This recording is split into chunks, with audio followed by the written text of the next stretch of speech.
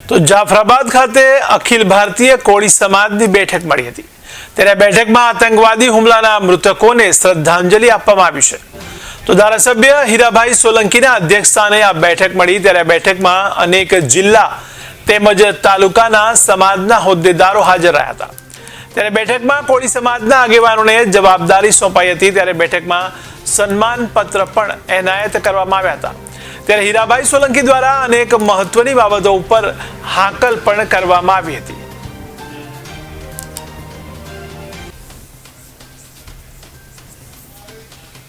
જય કોળી સમાજ આજ રોજ જાફરાબાદ મુકામે અખિલ ભારતીય કોળી સમાજ સંગઠનની અમારા અધ્યક્ષ માનનીય શ્રી હીરાભાઈ સોલંકી જેઓ જાફરાબાદ રાજુલાના ધારાસભ્ય છે અને અખિલ ભારતીય કોળી સમાજ સંગઠનના અધ્યક્ષ છે।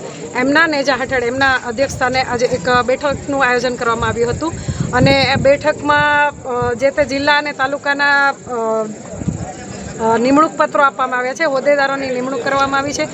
આ સિવાય સંગઠનને વધારે મજબૂત કેવી રીતે બનાવવું, કોળી સમાજના પડતર ઘણા બધા એવા પ્રશ્નો છે એનો ઉકેલ કેવી રીતે કરવો, કોળી સમાજને શિક્ષણ તરફ કેવી રીતે લઈ જવો, સમાજને આગળ કેવી રીતે લઈ જવો, સમાજની બહેનોને આગળ કેવી રીતે લઈ જવી, એમના આવા બધા મુદ્દાઓ સાથેની ચર્ચાઓ થઈ।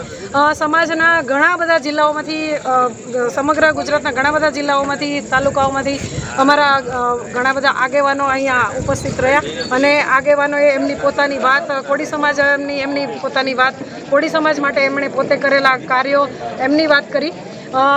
અમારા માનનીય અધ્યક્ષ સાહેબે હજી આપણે આપણા સંગઠનને કેવી રીતે આગળ વધારવું, કેવી રીતે સંગઠનને મજબૂત બનાવવું, આ રાજકીય ક્ષેત્રે કે શૈક્ષણિક ક્ષેત્રે કે પછી આપણા ગવર્મેન્ટ સરકારી નોકરી ક્ષેત્રે કે વિદ્યા ક્ષેત્રે, દરેક ક્ષેત્રે કોળી સમાજના આવનારા યુવાનો છે એ કેવી રીતે આગળ વધી શકે, એમના માટેનું આયોજન આ સંગઠન તરફથી, એમના માટેની મહેનત સંગઠન તરફથી કરવામાં આવશે એવું આજે અહીંયા અમે બધાએ ભેગા મળીને એક પ્રતિજ્ઞા લીધી છે।